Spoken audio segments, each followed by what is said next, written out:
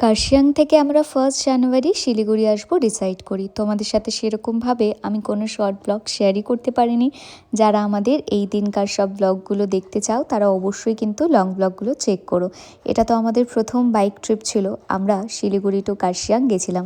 অনেকে বাইকের অনেক ডিটেলস তোমরা জিজ্ঞাসা করেছিলে, আমরা কিন্তু বাইকটা রেন্টে নিয়েছিলাম।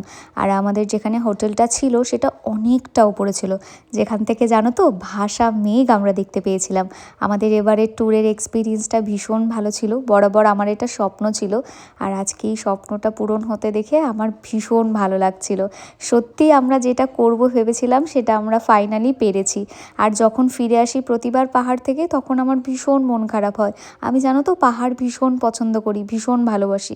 সমুদ্র আমাকে অতটাও অ্যাট্রাক্ট করে না যতটা পাহাড়। এটা আমি বারবার তোমাদের সাথে একই কথা বলি। অ্যান্ড ফাইনালি আমরা পেরেছি। সো যখন আমরা শিলিগুড়িতে চলে এসেছিলাম তখন আমার মনে হয় আমি একটা চুমু তো ডিজার্ভ করি। তারপর শুভ আমাকে পুরো শিলিগুড়িটা ওই বাইক নিয়ে একটু ঘুরিয়ে ঘুরিয়ে দেখছিল, কারণ আমাদের বাইক রিটার্ন করার টাইম ছিল 5টা। বাকি সব ভিডিও তোমরা যদি দেখতে চাও অবশ্যই লং ব্লগগুলো চেক করো, পেয়ে যাবে। এই ভিডিওটা কেমন লাগলো অবশ্যই জানিও। ওকে, বাই।